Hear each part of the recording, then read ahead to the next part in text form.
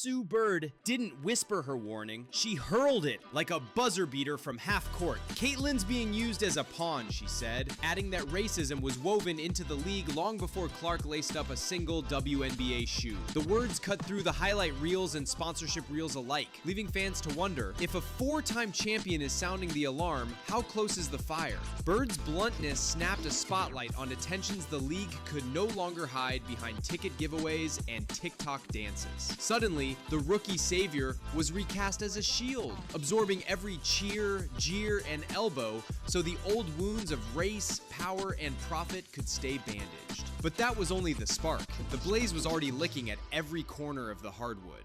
By the time Bird's interview hit social feeds, veterans were texting screenshots and rookies were refreshing their mentions. She didn't trash Clark. She targeted the system that needs a fresh narrative every news cycle. Inside practice gyms, trainers replayed the clip between drills. Coaches shrugged. Bird only said what most whisper after cameras powered down. What stunned them was the timing. The league was churning out feel-good promos flaunting record ratings, and here came its most decorated point guard, peeling the paint off the marketing facade. Some executives privately labeled it a distraction. Players called it truth finally televised. In the backlash that followed, that was only the first domino. Bird's mic drop also revived an uncomfortable timeline fans outside the bubble rarely trace. Locker room quips about playing the right way, subtle coding of marketable versus too outspoken, a decades-long pattern of black stars drawing harsher whistles and colder headlines. Old incidents resurfaced overnight. Clipped fouls from 2012, anonymous quotes from 2018, rumor threads from last season, all knitting the same conclusion. Double standards never retired. They just changed jerseys. The league's rebrand promised empowerment. The lived experience still smelled like gatekeeping. The pattern Bird hinted at didn't sprout overnight. From the Houston Comets dynasty to Lisa Leslie's ejection for showboating, race and respect have danced an uneasy tango on the W's hardwood. Reporters once praised white role players for grit while labeling black stars emotional. Referees swallowed whistles on relentless hacks but teed up rare scowls. The message: conform or get clipped. Caitlin Clark didn't invent this divide, she merely arrived with enough spotlight to expose it in 4K, and that exposure made power brokers twitch. Yet, the rookie's presence also forced fans to confront a truth. Growth isn't just about highlights. It's about who gets to create them safely. Every time Clark hit the deck and the whistle slept, Twitter erupted in deja vu for decades of overlooked slights. Suddenly, a new generation saw what veterans had been yelling about since dial-up internet, only now the receipts were streaming live. Commissioner Kathy Engelbert had spent 2 months dancing between ribbon cuttings and pressers touting expansion.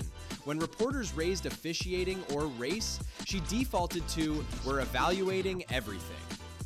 Critics argued she was torch-passing problems to long-term growth memos that never materialized. Even a multi-billion-dollar media deal couldn't muffle the complaint that leadership felt more like damage control than vision. Then came the Commissioner's Cup bonus fiasco. Clark jokingly begged Engelbert for real money in a teammate's live stream, and sponsors cringed at the optics of a star pleading for fair pay on Instagram. Front offices whispered that the league needed the noise to die down. It didn't. Every press hit fed the perception that the exec suite could spin a brand campaign but not a safety net. Meanwhile, the economics kept circling one rookie's orbit. Call it the Clark economy. Networks schedule games around her calf sleeve. When she rested a 3-game stretch, national TV ratings plunged by as much as 55%. Tickets that once moved in days now vanished in minutes the moment Indiana appeared on a schedule. A 30-story Nike mural of Clark went up in downtown Indy, and the commemorative merch cleared out in hours. Announcers joked she was printing money faster than the mint. But behind closed doors, owners worried what would happen if that printer jammed. And that fear only multiplied every time the rookie landed on the floor. Literally. June 17th looked like any Tuesday until Indiana and Connecticut turned midday hoops into fight night. A poke to Clark's eye, a shove, 3 ejections, and 0 suspensions later, pundits rewound the tape frame by frame, social media erupted. Was this gritty defense, thinly veiled payback, or incompetence wearing a referee patch? Players said the Zebras had lost control, fans said the league had lost credibility, and when Clark surfaced at a presser with a faint red mark across her cheek, the narrative turned incandescent. Protection for the league's ATM seemed non-existent.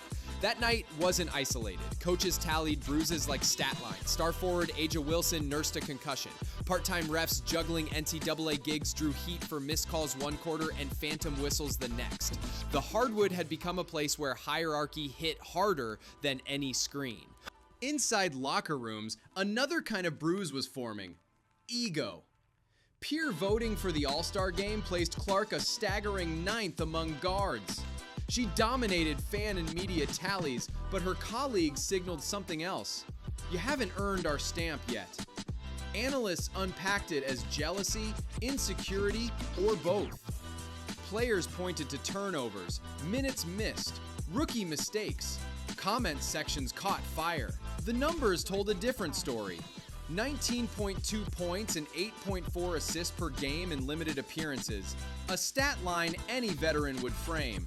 But respect in pro sports isn't a stat, it's a vote. Each snub carried onto the court. Full court presses in the first 5 seconds. Double teams 40 feet out. Screens that felt suspiciously like body checks. Commentators began timing how quickly rival guards sought out Clark for contact, sometimes before the tip hit its apex. Whatever the intent, the optics screamed hazing.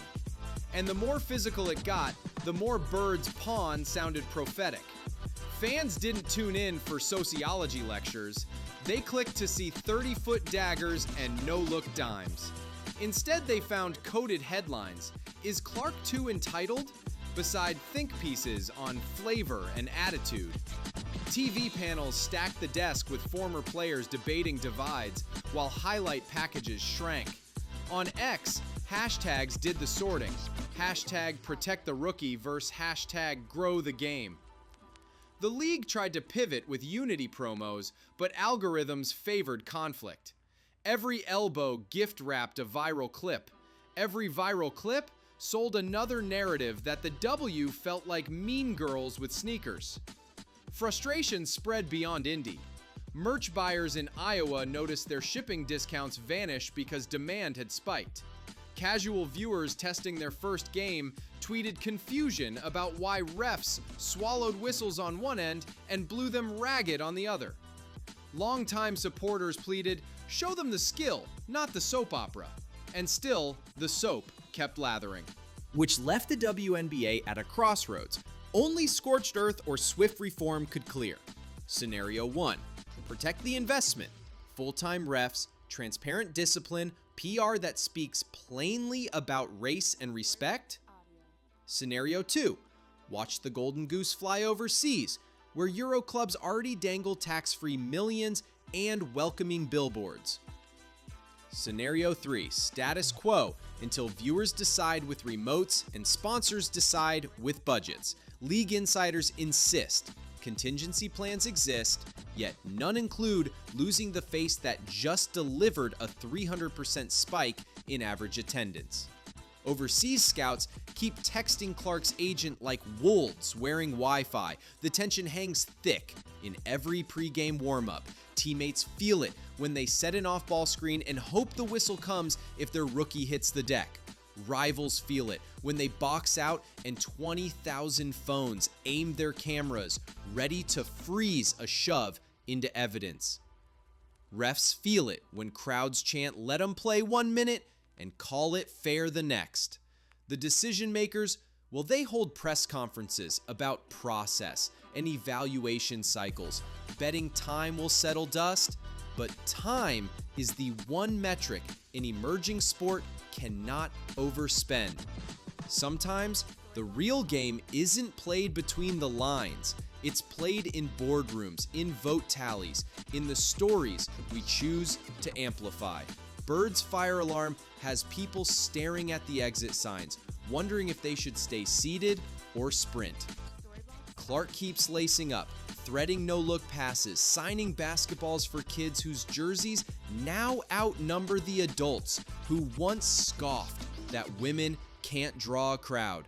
The league can still flip this narrative, transform hazing into healthy rivalry, scrutiny into accountability, tension into ticket stubs. But that window shrinks with every unchecked elbow, every hollow press release, every peer vote dipped in envy. Legends like Bird have already handed over the receipts. The rookie is still cashing them. All that remains is whether leadership decides to bank the windfall or burn it. So tell me, viewer, is this the moment women's basketball finally levels up? Or the moment it lets history repeat? A turnover no highlight can erase. Drop your verdict below and keep the receipts handy. The next quarter is already ticking.